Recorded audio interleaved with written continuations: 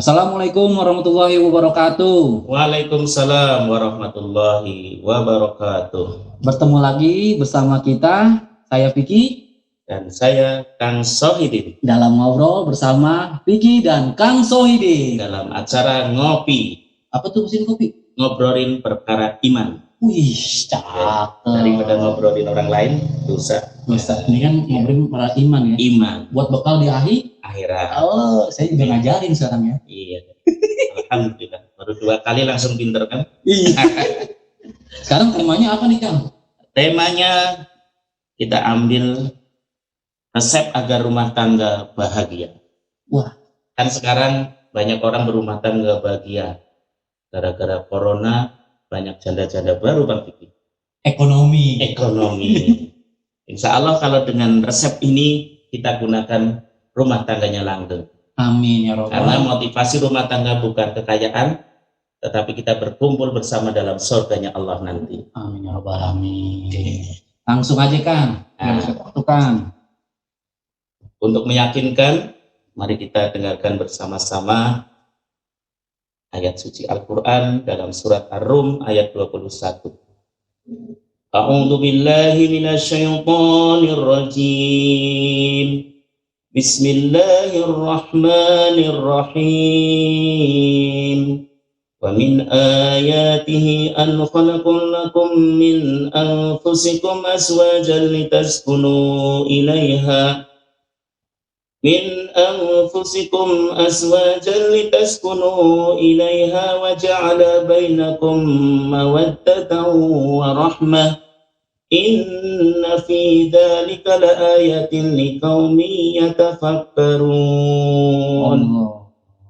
Artinya, dan di antara tanda-tanda kekuasaannya ialah Dia menciptakan untukmu istri-istri dari jenismu sendiri supaya kamu cenderung dan merasa tentram kepadanya, dan dijadikannya di antaramu rasa kasih sayang.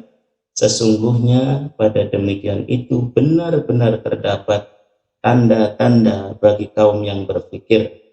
Quran surat Ar-Rum ayat 21. Coba Kang, jelasin nih Kang. Tentunya ayat ini adalah tujuan daripada nikah itu agar nikah kita sakinah mawaddah warahmah. Sebelum kita melangkah bagaimana rumah tangga itu bahagia, kita harus tahu dulu Bang. Apa tuh Kang? Apa sih artinya nikah? Nah, kalau nikah tuh enak. Enak. Nikah itu artinya ikatan. Oh, ikatan. Kalau enak itu hasil dari nikah Bang. Oh. Lu udah pernah nikah Bang? Aduh. Biasa. Kita harus mendefinisikan dulu nikah itu berapa huruf. N, bukan begitu? Nun. Ini kebiasaan nih. Maaf, pakai huruf Arab dong. Oh, Arab. Pertama nun, kaf, alif, ha. Jadi nikah. Nun Artinya orang yang nikah itu diberi kenikmatan oleh Allah Subhanahu wa taala. Nikmat kan? Nikmat. Enak artinya dong. apa? Orang yang nikah itu artinya mensyukuri nikmat yang diberikan oleh Allah Subhanahu wa taala agar bisa merasakan hidup rumah tangga bahagia. Wah, jadi bayang. nikmat badan, nikmat jasmani, nikmat rohani. Begitu kita berumah tangga terasa nikmat kalau kita sudah berumah tangga. Oh, gitu. Cara kasarnya kalau Bang Vicky punya alat perabotan jangan buat kencing doang Bang. Aduh. Nah itu artinya ada jalan yang lain untuk mendapatkan pahala di sisi Allah Subhanahu wa taala, yaitu dengan jalan nikah, bukan dengan jalan zina. Jadi halal. Dihalalkan dulu. Dihalalkan, tapi kalau nikah kita diikat oleh Allah dengan ikatan yang kuat. Sebelum Islam datang nggak ada nikah, karena nikah ini bahasa Quran loh. Nggak ada kan? Adanya kan kawin, perkawinan. Kalau yang kawin kan kebo. Binatang ya? Kebo kawin. Oh. Ayam kawin. Gajah kawin. Ada nggak gajah nikah? Nggak ada. Nggak ada.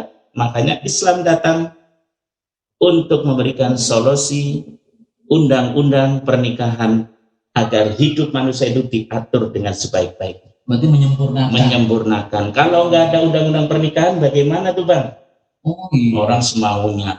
Nggak jelas ya. Nggak jelas. Balik lagi ke jalan jahiliyah. Itu dari huruf nun. Nun. Huruf selanjutnya kaf. Kaf itu artinya karomah. Karomah. Orang nikah itu diberi kemuliaan oleh Allah. Subhanallah. Minimal kalau kita dulu pernah nikah, kita dipajang seperti raja dan ratu. Ratu sejagat. Iya, gitu. Jangan gitu dong, itu dekat rumah saya Purworejo, Ratu Sejagat.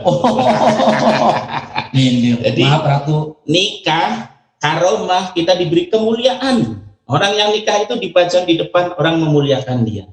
Ih, pengantinnya bagikan raja dan ratu dalam sehari. Keren nggak? Keren. Tuh. Karomah, dimuliakan. Orang apa? Mendoakan. Oh iya. Pasti dengan doa apa? Semoga pernikahan kamu berkah. Langgeng. Berkah itu artinya apa? Bro Vicky mau nikah biar berkah. Hidupnya selalu dalam kebaikan. Oh iya benar juga sih. Dari kata barokah yabruku burukan. Artinya apa? Orang nikah itu seperti kebo-derung. Kebo yang tiduran tapi gayemi terus, makan terus. Artinya orang yang nikah itu hatinya ayem, adem, dan ada yang dimakan. Oh iya. Kalau ada yang dimakan dia pasti tidak akan nyuri-nyuri. Iya. Nah itu lambangnya seperti kerbau yang ada makanan tiap nggak bakalan nyuri punya orang. Beda kalau belum nikah. Iya. Nah, bedanya apa tuh? Ada lagi. Barokah yubariku birkatan. Berkah itu dari kata artinya sumur. Jadi orang yang nikah itu seolah-olah seperti punya sumur yang airnya terus diminum sampai akhir hidup kita. Kalau orang Jawa bilang air itu seperti sumur, bisa buat nyusu seumur-umur. Oh, maksudnya ke situ. Iya. Bukan porno ya. Bukan. Nyusu seumur-umur itu artinya bisa diminum terus airnya itu. Iya, air itu. Iya. Di pabriknya Di pabriknya gitu loh, Bang. Baru paham nggak? Paham gitu. Baru ngerti. Masya saya. Allah. Baru dewasa. Masya Allah. Terus huruf alif. Alif apa tuh Kang? Nah, alif itu artinya dari kata ulfah. Ulfah. Kasih sayang. Berarti kalau yang namanya ulfah itu kasih sayang. Seakan dengan kata kasih sayang, kita menikah itu timbul rasa kasih sayang. Sayang ya. Bang Ruki kan pertama sayang dulu, cinta dulu. Insya Allah dengan kasih sayang hidupnya menjadi sakinah mawaddah warahmah. Amin. Yang terakhir huruf nikah itu adalah hak. Hak apa tuh? Artinya hikmah. Di balik pernikahan itu ada hikmah yang kita ambil. Dua keluarga dijadikan satu menjadi ikatan yang kuat, kita tambah keluarga. Jadi nikah banyak temen gitu loh, Bang. Jadi nikah itu bukan antara si pria dan si wanita aja ya? Iya, jadi menyatukan dua keluarga. Kita makin banyak keluarga, jadi makin banyak rezeki, banyak silaturahim. Oh. Makanya cepet-cepet Bang, nikah Bang. Nikah tuh. Bagi anak-anak muda, kalau sudah mampu nikah, mampu untuk mencari rezeki, mampu untuk menikah dengan anak orang, menikahlah. Segera kan ya? Segera, biar selamat dunia akhirat. Amin. Nah itu. Lalu bagaimana caranya agar rumah tangga kita itu bahagia? Resepnya kan? Resepnya kita ibaratkan seperti pernikahan itu seperti bahtera yang gede dalam lautan. Jadi dia berlayar itu kepengin menuju pantai kebahagiaan. Orang nikah itu kan pengen menuju pantai kan? Iya, seperti pantai kebahagiaan. Nanti ujungnya adalah sampai kakek-kakek, ninen-ninen. Artinya cintanya sehidup semati, Pak. Benar. Nah, lalu resepnya satu. Orang berumah tangga itu dipersiapkan dulu kapalnya yang gede itu, ya. Kapalnya itu bahtera rumah tangga itu kita persiapkan dulu, komitmennya itu. Kapal itu komitmen. Persiapan agar kita niat yang kuat. Niat kita. Niat kita berumah tangga itu apa sih? Biar ketika dia berlayar di pantai kehidupan seperti kapal bahtera yang gede, begitu ada badai nggak terombang-ambing, begitu ada ombak dia nggak tenggelam, gitu loh Bang. Niatnya komitmen kuat lillahi ta'ala. Itu satu. Bukan kena fisik nih, dia cantik. Ya. Lalu setelah kapal itu bagus, kita persiapkan apa? Mesinnya. Oh, mesin. Kan harus mesinnya bagus. Biar bisa. Nah, kalau kapal, pesawat, bis, orang terkenalnya kan mesinnya dari mana? Jerman. Iya. Amerika, Inggris, dari Korea, dari Cina. Wah, Cina. Itu. Makanya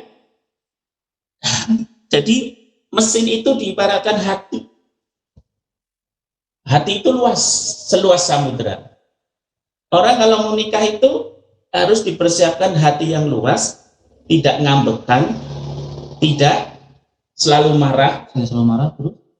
Dan biar merasakan betapa kehidupan suami istri itu perlu kekuatan hati yang kuat. Oh, berarti dari hati ke hati itu ngobrol ya Kang ya. Kamu tahu bagaimana saya sama kamu bisa mix ngomongnya. Iya, jadi ya saling melengkapi. Biar ada kekurangan. Jadi kalau hatinya kuat, hatinya selamat, insya Allah rumah tangganya selamat. Contoh, jadi seorang suami itu hatinya harus bersih, jangan terlalu penyemburu. Cemburu boleh, tapi jangan terlalu penyemburu. Oh, bahaya itu. Jadi seorang istri harus bisa menjaga wibawaan suaminya. Oh iya. Jangan membuka aib suami. Hatinya dijaga. Jagalah hati, jangan kau kotori. Nah, gitu lagunya Agim tuh.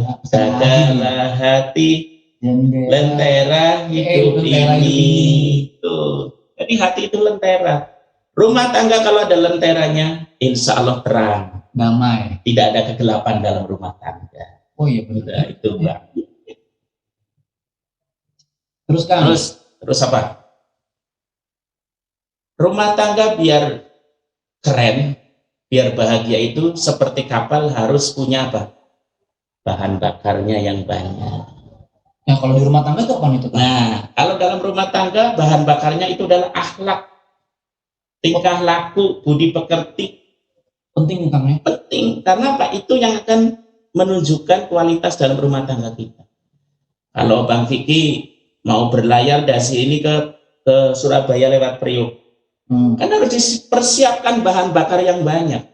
Nggak mungkin bahan bakarnya cuma 5 liter kan? Sedikit. Kalau banyak, nah di situ insya Allah kapalnya tidak akan berhenti di tengah jalan. Aman. Kenapa orang dalam rumah tangga berhenti di tengah jalan? Karena mungkin akhlak suaminya jelek, kalau enggak akhlak istrinya jelek. Oh, gitu. Contoh, akhlak seorang suami melindungi, mengayomi istrinya. Suami itu harus kerja Bang. Kerja tuh ya? Kerja. Harus. Biar rumah tangganya ada nafkah buat anak istri. Kalau suami nganggur, bahaya. Jangan tiap hari makan anggur merah Bang. Artinya tahu enggak? Apa tuh? Suami nganggur, bini marah-marah. Saya kira anggur merah beneran. Iya. Nganggur, istri marah-marah. Nah iya.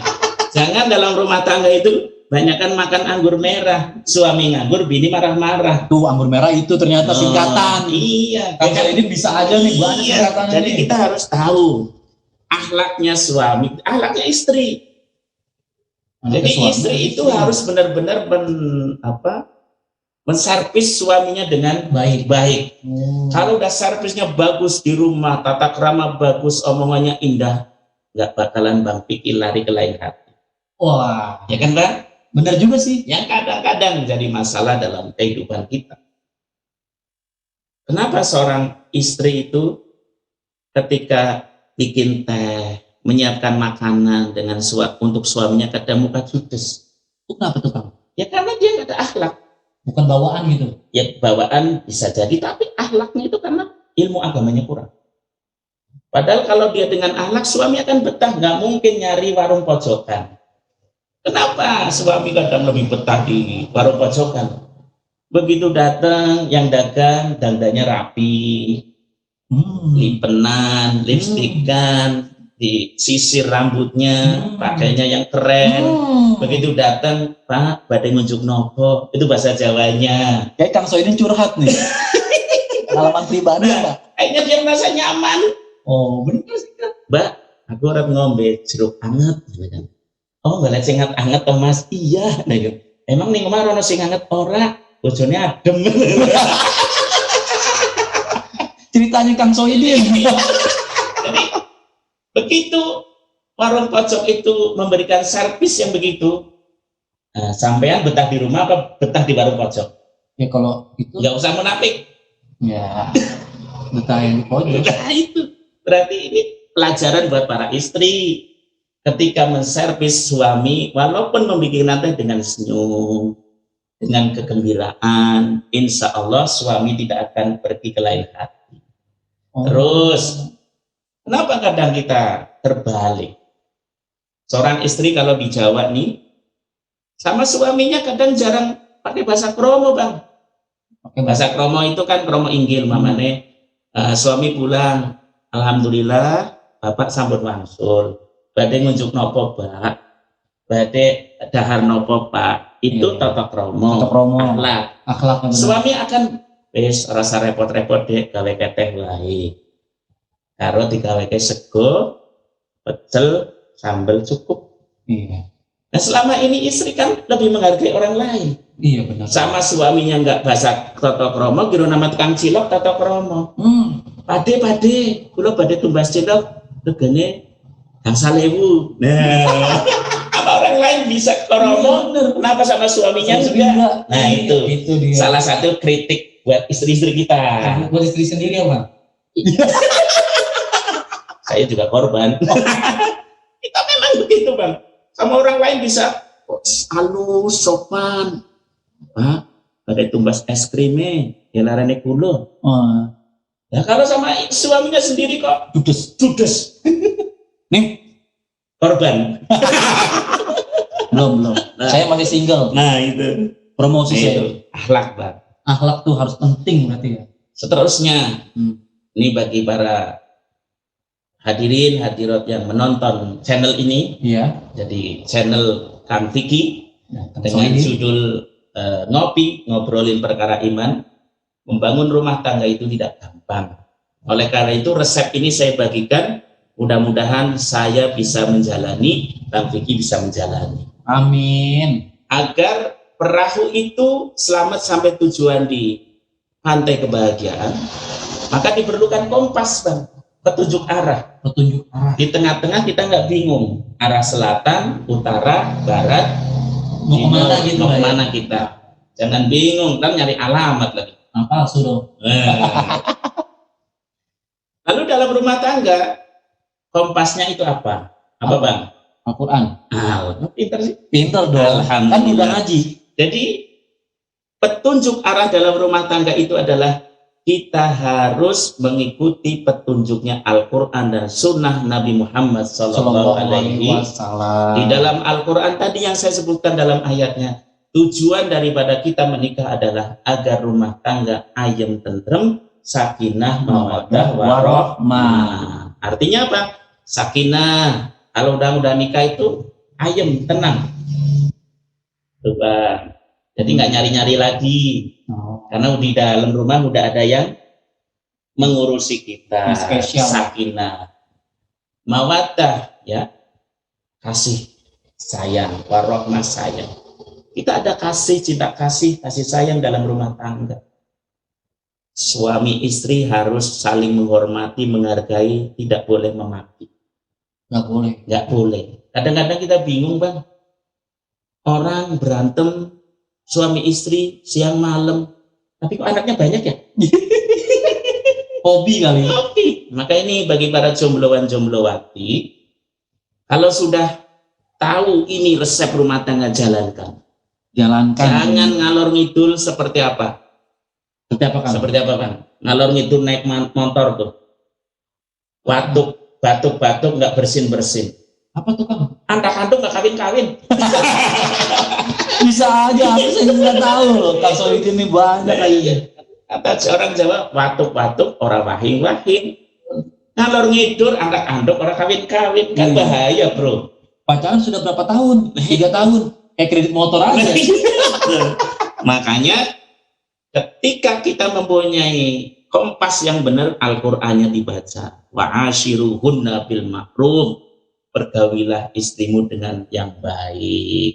Ya. Terus apa lagi? Dengan sakinah mawaddah warahmah. Tujuannya adalah salah satu ketenangan itu kita hadirkan anak dalam rumah tangga kita. Amin.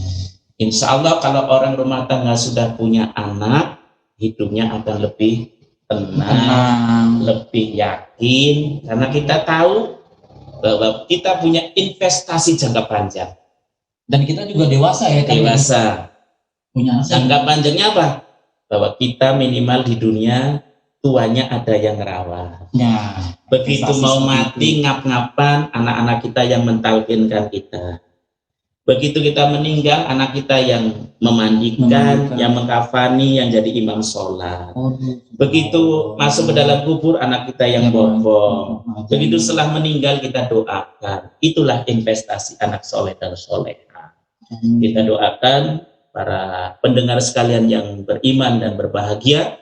Mudah-mudahan panjenengan semua diberi keluarga yang sakinah, mawaddah, warahmah, anak-anak yang soleh dan soleha. Amin. Quran dibaca, sunnah Nabi kita ikuti agar hidup kita siratal mustaqim. Itu Bang. Benar. Nah, terus masih ada lagi. Apalagi itu Kang? Dalam perahu yang gede itu biar selamat sampai pantai. Aduh, kan tadi kan udah ada perahu nih, udah ada motornya, mesin, sudah ada bahan bakarnya, sudah ada kompas. Nah, yang terakhir apa? Terakhir itu harus ada nahkodanya yang hebat. Nahkodanya itu siapa nih? Nahkoda itu artinya suami. Suami nih ya. Jadi dia ketika dia jadi supirnya kapal, mu'alim ya. Mu'alim itu. Mu'alim. Bukan si Alim ya? Bukan. Ya. Di dalam lautan lepas yang ombaknya gede, tapi dia orang yang berpengalaman. Bukan pengalaman kawin ya. Pengalaman mengendalikan rumah tangga. Tahu nih feelingnya kuat nih kalau ada badai tiba-tiba begini. Suami yang bagus itu adalah yang punya feeling kuat agar rumah tangganya rukun. Makanya suami juga ada artinya Bang. S-nya selalu punya utamakan, A-nya anak, M-nya maupun I-nya istri. Selalu utamakan. Suami itu selalu utamakan anak maupun istri. Baru dengar saya. Kurang piknik. Kalau soal itu banyak singkatan. Jadi suami itu begitu. Jadi dia mengayomi. Dalam rumah tangga suami harus berwibawa. Wibawanya. Biar anak istri kita ini gampang diatur. Kalau suami wibawanya hilang, ngomong kayak apapun sama istri pasti dilawan. Anak nggak mau dengerin. Udah cuek. Nah, iya. Pengalaman kan? Itu. Seorang suami yang jago membawa bahtera rumah tangganya menuju pantai kebahagiaan yang indah. Makanya visi misi kita sebagai seorang suami adalah bukan hanya menjadikan istri kita, anak kita orang yang bahagia di dunia, tapi visinya jauh ke depan. Kita akan membawa keluarga kita masuk ke dalam surganya Allah bersama-sama. Amin Allahumma amin ya Allah. Makanya jadi suami itu tidak mudah. Jadi berat juga. Kita harus bisa mendidik istri. Kalau istri keluar tanpa pamit dengan suami dosa. Begitu dosa suaminya ikut dosa. Ya Allah. Kalau suami dosa, istri nggak ikut dosa. Enak bener sih. Makanya suami yang baik itu adalah yang paham ilmu agama, yang mendidik anak dan istrinya biar tahu bagaimana caranya menghadapi kehidupan ini. Jadi suami berat ya Kang? Ya berat. Ya antara berat dan enak, antara ringan, tergantung suasana. Berarti istri dan anak-anak harus taat pada suami. Suami taat dalam arti selama suaminya itu benar. Itu Bang. Berarti wajib negur juga kalau suami salah. Wajib ditegur, tapi nggak usah marah-marah.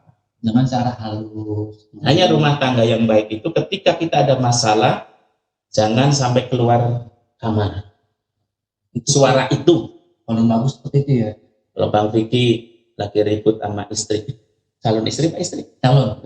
Ntar kalau udah punya istri, ini ada masalah bagaimana baiknya. Ya, kalau bisa anak pun nggak tahu. Biar mereka tidak tahu bahwa bapak ibunya lagi ribut umpamanya. Ada masalah, kita selesaikan masalah dalam kamar. Makanya suami itu harus pintar ilmu agama, istri pintar ilmu agama. Begitu kita, mama kan begini, ayat Qur'annya nggak boleh begini, hadisnya begini. Kalau istrinya paham, nggak akan teriak bang, pasti nangis. Ya Allah Pak, maafin saya ya. Ternyata selama ini saya salah, saya nggak sesuai Quran nih, saya nggak sesuai sunnah Nabi nih, itu bang.